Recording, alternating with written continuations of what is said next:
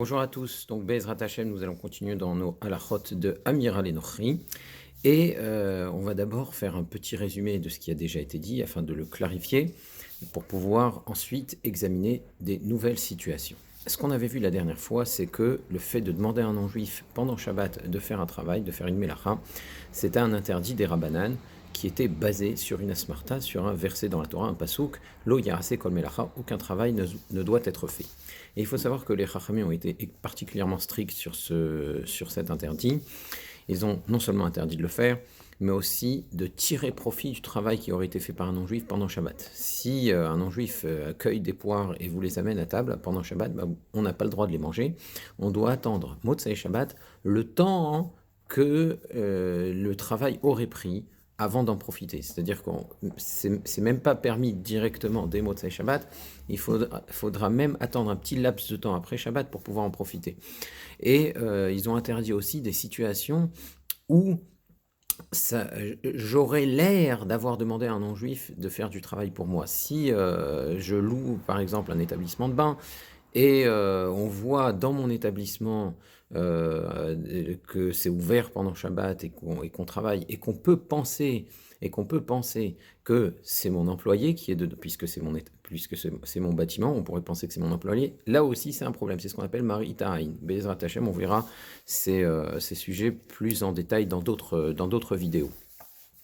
Donc, c'est pas seulement le fait de demander qui est problématique, c'est aussi le fait d'en profiter et c'est aussi le fait d'avoir l'air de l'avoir demandé. Alors, évidemment, il y a certaines situations d'exception où ça reste permis et c'est ça qu'on a commencé à passer en revue. On avait dit que demander à un non-juif un interdit des Rabbanan pendant Shabbat, c'est interdit, ça c'est sûr. Certains décisionnaires pensent que si je lui demande avant Shabbat, ça peut éventuellement être permis, c'est l'opinion du Radbaz, de Rav David Ben Zimra. Et on a dit que même si la majorité des décisionnaires ne sont pas d'accord avec le Radbaz, si c'est pour un grand besoin ou pour une mitzvah, alors on pourrait s'appuyer sur cette position, celle du Radbaz, donc de demander avant Shabbat, pas pendant Shabbat, à un non-juif un travail qui serait uniquement des Rabbanan. Demander un véritable travail de la Torah pendant Shabbat, ça peut aussi être permis quand il s'agit de certaines mitzvot très particulières, comme par exemple la mitzvah de Yishuv Eretz Israël. On peut demander à un non-juif d'écrire un contrat pendant Shabbat dans le but d'acheter un terrain en Eretz Israël, parce que la mitzvah de Yishuv Eretz Israël, c'est-à-dire que Eretz Israël soit habité par des juifs, était si importante aux yeux de Chachamim qu'ils ont dit que dans ce cas-là, ça peut être permis. Par extension, les poskim pensent qu'on peut demander à un non-juif de faire un vrai travail de la Torah quand ce qui est en jeu, c'est ce qu'on appelle mitzvah des rabbim, la mitzvah du tzibour, la mitzvah d'un public. Donc si un Beth Knesset est éteint pendant Shabbat, on a le droit d'aller voir un non-juif, de lui demander d'allumer la lumière, même si cela implique un travail de la Torah, avec des ampoules à incandescence, c'est un travail de la Torah d'allumer la lumière. Étant donné que ce qui est en jeu, c'est la mitzvah des rabbim, c'est de permettre au tzibour, au public, de pouvoir prier, eh bien on peut le faire pendant Shabbat. On pourrait demander à un non-juif pendant Shabbat un travail des Rabbanan pour une mitzvah. Donc pour une mitzvah, là aussi, pour une mitzvah qui doit se faire pendant Shabbat. Par exemple, l'exemple qu'on avait rapporté, c'est celui du char dans les halachot de Taharat Mishpacha, qui permet à une femme de demander à une voisine non-juive de lui couper les ongles le vendredi soir parce qu'elle doit aller au mikvé ce soir-là. Donc, on demande de couper les ongles. Couper les ongles pendant Shabbat, ça peut être ce qu'on appelle Melacha chez Nasri Chaloufa, c'est un interdit des Rabbanan, c'est un interdit des Rabbanan quand même assez grave. Melacha chez Nasri Chaloufa, c'est pas comme un autre interdit des Rabbanan, mais néanmoins, ce n'est pas interdit de la Torah, c'est un interdit des Rabbanan. Et le fait de demander à un non-juif de couper les ongles, c'est Amira pour un travail qui est mis des Rabbanan, et là c'est pour la mitzvah qui doit se faire pendant Shabbat, elle doit aller au mikvé ce vendredi soir, donc c'est permis. On peut aussi demander à un non-juif une melacha qui fait l'objet d'une marloquette aposkim, d'un débat entre les décisionnaires.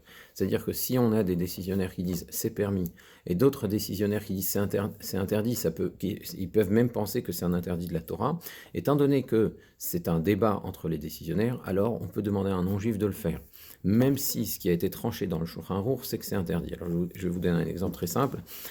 Si on admet qu'on peut mettre une chala directement sur la plata. Ça fait l'objet d'un débat, mais si on admet que c'est permis, mettons qu'on tranche comme le Rav Ovadia Yosef qui le permet, on peut le faire parce que une challah, c'est un aliment qui est sec. Un aliment qui est sec, d'après tout le monde, étant donné que c'est déjà cuit, on ne peut pas parler de cuisson quand on le fait simplement réchauffer. En revanche, un aliment liquide, un bouillon, une soupe qui a refroidi, d'après le Tour, et c'est ce qui est tranché dans le Shulchan Aruch, c'est un interdit de la Torah de le réchauffer. Même si c'est pas sur une cuisinière, même si c'est simplement sur une plata. Eh bien, d'après Maïmonide, réchauffer un aliment liquide, c'est pas de la cuisson. Que ce soit un aliment liquide ou que ce soit une challah, pour Maïmonide, ça ne fait aucune différence. C'est pas la halakha, mais c'est ce que pense le Rambam. Donc maintenant, étant donné que j'admets que j'ai le droit de mettre une challah sur la plata, et pour ce qui est de la soupe, là, le Shulchan Aruch me dit, attention, c'est un interdit de la Torah parce que tu réchauffes un aliment liquide. Oui, mais le Rambam m'aurait dit, tu as le droit de le faire. Et étant donné que j'ai Maïmonide qui dit que j'ai le droit de le faire, même si on ne tranche pas comme ça, je peux demander à un non-juif de mettre la soupe sur la plata pendant Shabbat, puisque c'est l'objet d'une machloket aposkim. Donc, étant donné qu'il y a un doute à ce sujet, c'est permis. Dans le même ordre d'idées, on peut demander à un non-juif de faire un travail pendant ce qu'on appelle ben hashmashot, pendant le crépuscule, c'est-à-dire une fois que le soleil s'est couché et avant que les étoiles ne sortent, entre le coucher du soleil et la sortie des étoiles. Ça veut dire que au moment où on allume les nérodes de Shabbat dans les horaires qu'on donne dans les calendriers, en France en général c'est 18 minutes avant le coucher du soleil, donc pendant ces 18 minutes-là, on peut demander à un non-juif de faire un travail quand on en a besoin pour le Shabbat, par exemple brancher la plata, allumer les lumières, etc., des choses qu'on n'aurait pas fait, on peut demander à un non-juif de les faire, et même une fois ces 18 minutes passées, on a jusqu'à l'heure de la sortie des étoiles pour demander à un non-juif de le faire. L'heure de la sortie des étoiles, en général, c'est une dizaine de minutes avant l'heure de Motsei Shabbat. Donc, tant qu'on est dans ce laps de temps, étant donné qu'il y a un doute, est-ce qu'on est le jour ou est-ce qu'on est la nuit, ça veut dire que est-ce que légalement on est dans le jour ou dans la nuit, dans ce laps de temps où on est dans le safek, on peut demander à un non-juif de faire un travail. Et il faut savoir que quand on dit que dans ce laps de temps, on peut demander à un non-juif de le faire, c'est valable aussi bien pour l'entrée de Shabbat que pour la sortie de Shabbat. C'est-à-dire qu'à la fin de Shabbat, une fois que le soleil s'est couché, même si il y a cette fois ce qu'on appelle la cheskatium, c'est vrai qu'on a un doute si c'est le jour ou si c'est la nuit, mais dans le doute, on se maintient dans la situation d'origine, qui est Shabbat. Malgré tout, pour ce qui est de demander à un non-juif de faire une melacha, la Motsei Shabbat, on a le droit. C'est-à-dire même si Shabbat n'est pas encore sorti, mais dès que le soleil s'est couché, on est dans ce qu'on appelle Safek Yom, Safek Laila, Safek Rashicha, Safek En Rashicha. J'ai un doute si c'est la nuit ou si ce n'est pas la nuit. Je peux donc demander à un non-juif de faire une melacha. Il y a aussi la situation de psy-créché, c'est-à-dire que je ne fais pas un travail, mais je fais une action qui est permise, qui a pour conséquence directe un travail, une melacha. Donc, je me lave les mains au-dessus d'un pot de géranium. Bon, je me lave les mains. Donc, l'action de se laver les mains n'est pas problématique. Mais l'eau va couler dans le pot et va arroser. Or, arroser, c'est une mélacha de la Torah, c'est un dérivé de zoréa semé. J'aide à la pousse d'une plante. Donc, c'est une mélacha de la Torah qui va en dérouler. Ça va être une conséquence directe. C'est ce qu'on appelle un psy-créché. Est-ce que j'ai le droit de demander à un non-juif de faire une action qui est permise quand il y a un psy-créché, une mélacha qui va s'en suivre? Eh bien, c'est permis, c'est parfaitement permis. Et à ce sujet, il y a un débat très intéressant entre le Rama et le Beth Yosef. Vous savez qu'on ne peut pas demander à un non-juif de réchauffer une casserole sur une cuisinière ou sur un réchaud. On avait dit que sur une plata, ça pouvait être éventuellement permis, parce qu'une plata, c'est pas quelque chose qui sert à cuisiner, et c'est pour ça qu'on pourrait, si on permet de mettre une challah, demander à un non-juif de mettre une casserole avec un plat liquide qui a refroidi, mais sur une cuisinière, sur quelque chose qui sert à cuire pendant la semaine, là c'est formellement interdit. C'est vraiment un issour qui peut être parfois un interdit de la Torah, et Et dans les circonstances où c'est quelque chose de sec, c'est un interdit au moins des rabbanan, et on ne peut pas demander à un non-juif d'enfreindre un interdit des rabbanan. Mais, par psychréché, ça pourrait se faire. Alors comment c'est possible un psychréché dans cette situation? Alors c'est le Bet Yosef qui rapporte ce cas. Il dit que certains se permettent, pendant l'hiver, de demander à un non-juif de réchauffer la pièce. Et donc, quand tu lui demandes de réchauffer la pièce, ça veut dire que tu es en train de lui demander d'allumer le poêle. D'allumer le poêle, de mettre du charbon, de raviver la flamme, etc. Et c'est comme ça qu'il va chauffer la pièce. Alors en hiver, le froid est grand, on a un principe de Hakol Cholim Etzel Atzina, tout le monde est malade pour le froid, et donc on peut demander à un non-juif de réchauffer la pièce. Pour ça, il n'y a pas de problème, tout le monde est d'accord. Qu'est-ce qui se passe si il y a un plat, une casserole sur le poêle, sur le réchaud? Est-ce que je peux lui demander de réchauffer la pièce? Il va réchauffer la pièce, il va allumer le feu, avara, donc il va faire une mélacha de la Torah pour réchauffer la pièce, mais par psychréché, par conséquence directe, il va réchauffer aussi le tchoulent, il va aussi réchauffer le plat qu'on a laissé mijoter pendant toute la nuit. Alors en hiver, les nuits sont longues, il fait froid certes et les nuits sont longues, donc le plat n'est peut-être pas aussi chaud qu'on le voudrait Shabbat matin. Donc, demander à un non-juif de réchauffer la pièce, ça a l'avantage de, tu gagnes que la pièce est chaude, mais tu gagnes aussi que puisque la casserole est justement, comme par hasard, sur le poêle, eh bien ça devient psychréché. Le Bet Yosef n'est pas du tout d'accord avec cette façon de voir. Il dit, mais comment tu peux dire que c'est un psychréché? Ce n'est pas un psychréché. C'est quand il allume le poêle, il veut réchauffer la pièce, il veut à la fois réchauffer la pièce et réchauffer le plat. Donc c'est pas psychréché, c'est une action directe. Tu es directement en train de lui demander de réchauffer le plat. Si tu vas selon le tour, c'est peut-être même un interdit de la Torah. Donc comment tu peux dire que je lui demande de chauffer la pièce, ça j'ai le droit, et par psychréché, le plat va se chauffer. Donc ça c'est la position du Bet Yosef, il dit donc c'est formellement interdit. Mais le Rama, il dit que c'est ça la coutume, on a l'habitude de s'appuyer là-dessus. On peut demander à un non-juif de réchauffer la pièce quand, par psychréché, par conséquence directe, le plat, la casserole qui se trouve sur le réchaud sera chauffé. Donc ça, c'est la position du Rama. Et il faut savoir que cette coutume est rapportée aussi dans le Kitzur Shulchan Aruch du Rav Shlomo Ganzfried, donc ça veut dire qu'elle est restée assez longtemps. Elle se faisait assez longtemps en Europe de l'Est, elle était longtemps pratiquée, cette méthode. Mais il ajoute un petit bémol qui est assez intéressant. Il dit, de quel réchaud on parle? Si on parle d'une cuisinière, et les gens en Europe de l'Est, souvent, ils avaient une cuisinière, un réchaud, un poêle, qui servait à la fois à cuisiner et à chauffer aussi la pièce principale. Donc si on est en train de parler de cette cuisinière-là, cuisinière à charbon qui sert à chauffer aussi la pièce.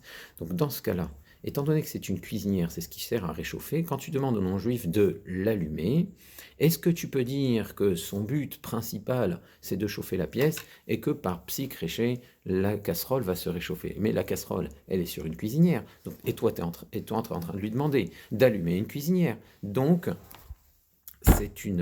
là, tu peux pas dire que c'est un psychréché. Là, l'argument du Bet Yosef, il faut en tenir compte. Tu peux pas te permettre de dire que c'est pas Amiral Enochi. Bien sûr que c'est Amiral Enochi, bien sûr que c'est Assour. En revanche, si le réchaud en question, c'est quelque chose qui sert principalement à chauffer la pièce, un chauffage, ça n'est rien qu'un chauffage. En général, le plat se trouve ailleurs. Quand on cuisine, on est sur un autre appareil.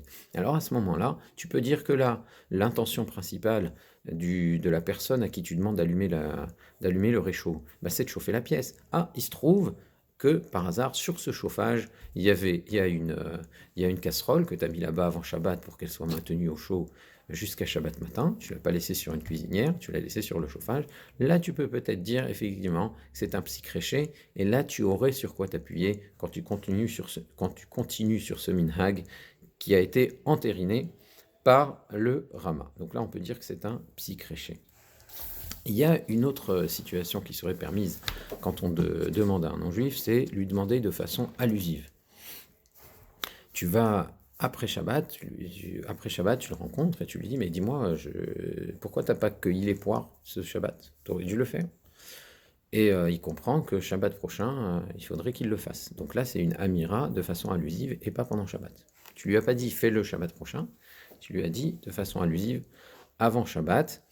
Donc c'est un argument pour permettre l'amira l'enochi. Alors attention, ça ne veut pas dire qu'on peut se servir de ça pour ouvrir un magasin. Ouvrir un magasin, c'est beaucoup plus problématique. Il y a un problème de profit direct pendant Shabbat, il y a un problème de maritime, il y a aussi un problème d'interdit de Mekar ou Memkar. Donc c'est beaucoup, beaucoup plus complexe de demander à un non-juif, même si tu le demandes de façon allusive, Motzei Shabbat, pourquoi tu n'as pas ouvert le magasin ce Shabbat? Mais là, c'est sûr que ça reste interdit. D'accord? Ça ne serait permis que pour des travaux, des menus travaux, desquels on ne profiterait pas directement pendant Shabbat, mais on est en train de lui dire c'est peut-être plus pratique que tu le fasses Shabbat de façon allusive. Mais s'il y a un profit direct pendant Shabbat, et s'il y a un problème de Mekar ou Memkar, là évidemment, ça reste formellement interdit. On a une autre situation qui fait débat dans les Acharonim, c'est demander à un non-juif de demander à un autre non-juif. Est-ce que Amira des Amira, c'est assourd?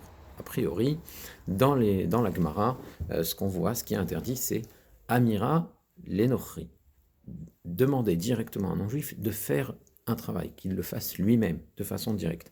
Donc là, ça pose un problème de lo yarase kol melacha. Mais si je lui demande de demander à quelqu'un d'autre, alors là, peut-être que ça ne poserait aucun problème. Le Chavot Yair, un éminent acharon, un éminent posek acharon, pense que demander à un non-juif de demander à un non-juif, c'est pas assourd. Là, les chachamim ne l'ont pas interdit, donc ce qu'ils n'ont pas interdit, ça reste permis, de facto. Maintenant, et tu peux pas dire que c'est shvout de shvout, shvout de shvout, c'est-à-dire que je demande à un non-juif de faire un travail d'Erabanan lui-même. Mais quand je demande à un non-juif de demander à un non-juif de faire un autre travail, là c'est demander. Amira des Amira. Et Amira, on avait dit, le fait de demander à un non-juif, c'est moins problématique parfois que de faire soi-même une melacha des Rabbanan. Et donc, quand je demande à un non-juif de demander à un autre non-juif, je lui demande pas de faire une melacha des Rabbanan, je lui demande de demander. Donc, c'est suffisamment lointain pour qu'on puisse dire que c'est permis. Alors maintenant, la majorité des Acharonim ne sont pas d'accord avec le Chavot Yair.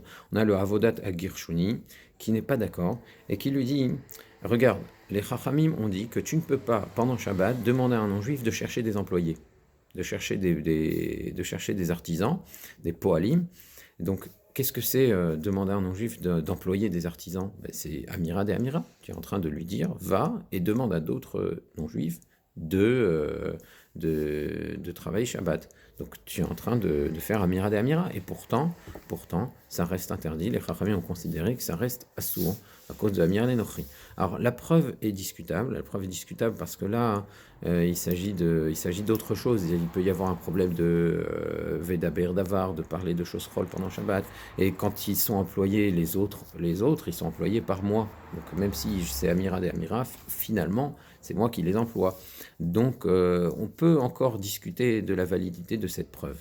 Mais la halakha, elle va quand même pencher comme le Avodat Agirshoni, et on a d'autres poskim qui apportent d'autres arguments beaucoup plus incisifs contre le Chavot Yair, notamment le Shout Bene Yehuda. Le Shout Bene Yehuda, le responsable de Rav Yehuda Ayash, qui était un grand posek algérien d'il y a environ 3 siècles.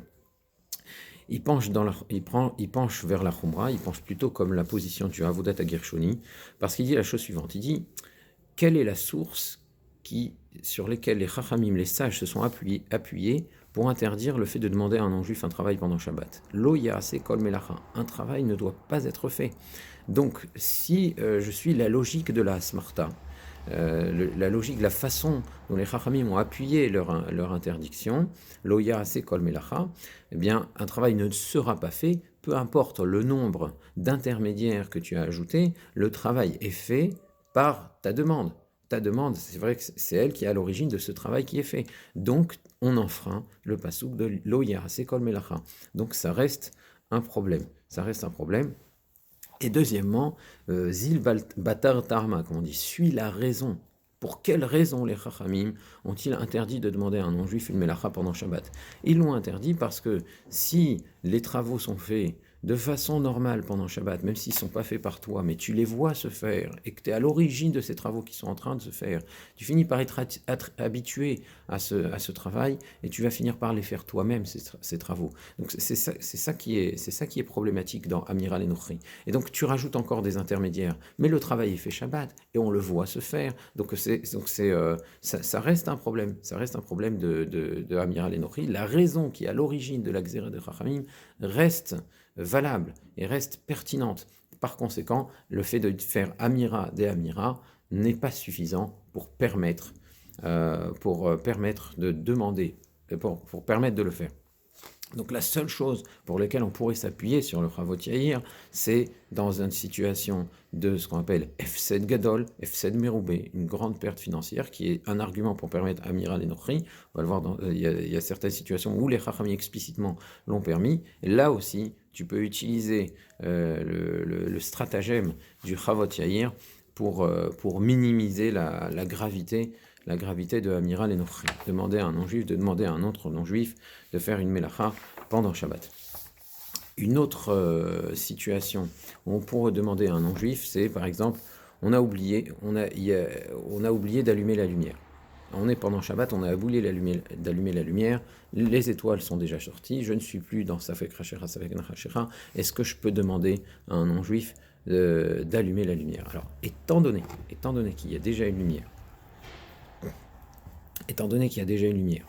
je peux demander à un non-juif de façon sous-entendue d'allumer la lumière, il y en a déjà un petit peu. Alors je peux aller le voir, je lui dis, vous savez, il manque de lumière. Étant donné qu'une fois qu'il aura allumé la lumière, je ne vais pas profiter vraiment de son travail parce qu'il y avait déjà un peu de lumière, je fais quelque chose que j'aurais pu faire sans son intervention. Donc je ne profite pas d'un travail fait par un non-juif pour moi, et je ne l'ai demandé que de façon allusive, donc c'est permis parce que c'est pour le kavod Shabbat, etc. Donc là c'est possible. Par contre, si c'est le noir complet, là, demander à un non-juif d'allumer la lumière, ça pose un problème parce qu'il le fait pour toi. Il le fait pour toi, même si tu lui demandes de façon allusive et tu dis qu'il n'y a pas de problème de Hamira, tu ne peux pas profiter pendant Shabbat d'un travail qu'un non-juif fait pour toi. Donc, dans ces cas-là, il n'y a pas vraiment de solution. Il y en a qui demandent en non-juif de faire quelque chose. Il lui dit, va me chercher ce livre-là, là-bas. Et là-bas, c'est le noir complet. Donc, ce qu'il va faire, c'est qu'il va allumer la lumière pour lui, pour pouvoir voir ce livre que tu lui as demandé d'aller chercher. Donc, étant donné qu'il l'a fait pour lui, tu peux ensuite profiter de ce travail qu'il aurait fait. Donc, même si c'est pas évident de dire qu'il l'a fait vraiment pour lui, en fait, il l'a fait pour pouvoir faire ce travail pour pouvoir faire pour aller chercher ce livre que tu lui as demandé. Donc, peut-être, c'est pas vraiment pour lui, mais ça suffit pour permettre quand il y a encore une fois, il y a l'argument de Kavod Shabbat, il y a toutes sortes d'arguments qui vont dans ce sens-là. Donc là, on pourrait se contenter de cela pour le permettre. Voilà, il y a encore d'autres situations. Bezrat Hashem, on les verra dans des futures vidéos. Au revoir.